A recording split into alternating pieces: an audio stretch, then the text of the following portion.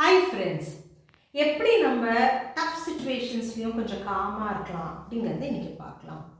யூஸ்வலாக வாழ்க்கையில் நீங்கள் பார்த்தீங்கன்னா நிறைய சுச்சுவேஷன்ஸ் வரும். நம்மளுக்கு அப்படியே கோபம் வரும், ஆத்திரம் வரும், என்னடா இப்படியெல்லாம் பண்ணுறாங்க அப்படிங்கிறது நம்மளுக்கு தோணும். ஆனால் அந்த நேரத்தில் நம்ம எப்படி காமாக இருக்கலாம் அப்படிங்கிறத நம்ம பார்க்கலாம்.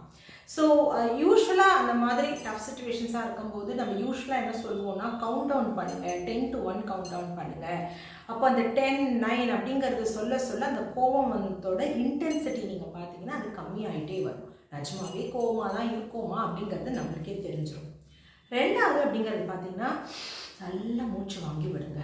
மூச்சு வாங்கி விடும்போது நிறைய ஆக்சிஜன் நம்மளோட பிரெயினுக்கு போகும்.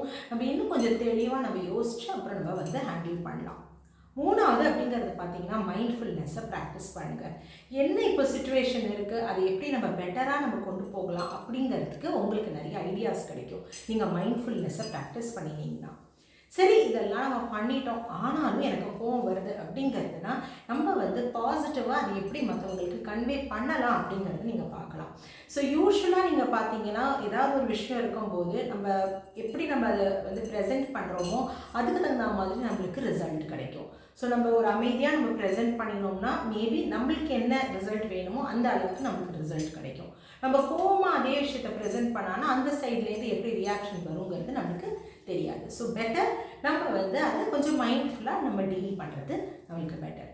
அடுத்தது அப்படிங்கிறது நீங்கள் பார்த்தீங்கன்னா, நம்ம அந்த சுச்சுவேஷனில் எப்படி நம்மள்ட்ட ஒரு பாசிட்டிவ் செல்ஃப் டாக்கில் நம்ம அந்த சுச்சுவேஷனை வின் பண்ணலாம், எப்படி நம்ம காமாக அதை டீல் பண்ணலாம் அப்படிங்கிறதுக்கு நம்மளுக்கு தெரியும். ஃபார் எக்ஸாம்பிள் நீங்கள் சொல்லிக்கலாம், எனக்கு எந்த சுச்சுவேஷன் இருந்தாலும் என்னால் டீல் பண்ண எனக்கு தெரியும், நான் அந்த சுச்சுவேஷனை சூப்பராக ஹேண்டில் பண்ணுவேன் அப்படிங்கிற அந்த பாசிட்டிவாக செல்ஃப் டாக் சொல்லிகிட்டே இருந்தீங்கன்னா எந்த மாதிரி சுச்சுவேஷன் வந்தாலும் உங்களால் ஹேண்டில் பண்ணுறதுக்கு உங்களுக்கு அந்த கழிவு இருக்கும்.